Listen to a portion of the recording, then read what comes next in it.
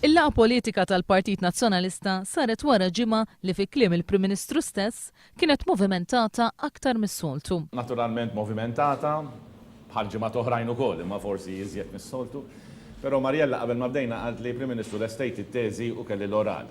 Lorenz Gonzi qal li dak li ġara din il-ġimgħa fejn deputat tal-Gvern issa sar deputat indipendenti qatt ma ġara fl-aħħar 50 sena. Mela jekk ikonna deputat illi f'daqqa waħda jiġi u jinformani illi jien jgħid li jien mhux ta' nieqa' membru fil-Partit Nazzjonali mhijiex xi ħaġa serja, u żgur li xi ħaġa serja kemm tajba.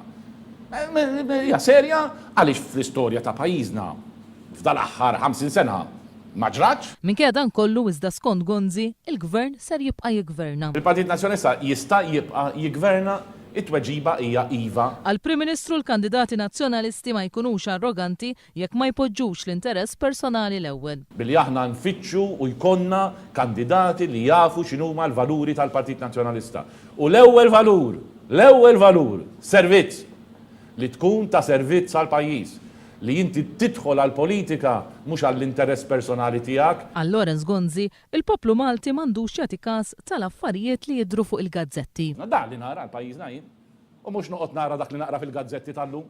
Għax dak li naqra fil-gazzetti tal-lum jinkwetani. Minflok il-poplu għandu jiffoka fuq il-bini tal-Parlament il-ġdid. Sena d-dieħla jitlesta anki l-Parlament il-ġdid li ser ikun ikona għal pajjiżna għaliex magħmul minn perit li għandu fama mondjali. Il-Prim Ministru reġa' sostna li l-Parlament twettaq frame-up kontra Richard Kakija Karwana. Għadek temmen li dak li ġara kien frame-up u żgur.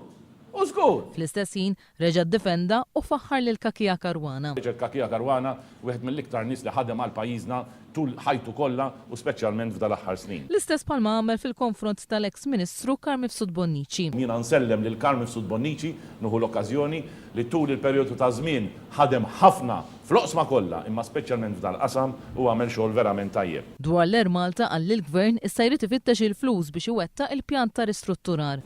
Dit tfisser li issa rridu nsibu 250 miljun. Biex ma ninsewx. Lorenz Gonzi tkellem ukoll dwar dak li qal li huwa numru żgħir ta' nies li jħadmu u li jabbużaw mill-ħaddiema tagħhom. Iżda naqas milli jsemmi li numru minn dawn jingħataw kuntratti mill-Gvern stess. Bħalissa f'Malta bir-raġun aħna nkwetati l-koll billi ngħidu li hemm ċertu ħaddiema f'ċertu setturi li jista' jkun qed jiġu abbużati mill-employers tagħhom. Issa numru żgħir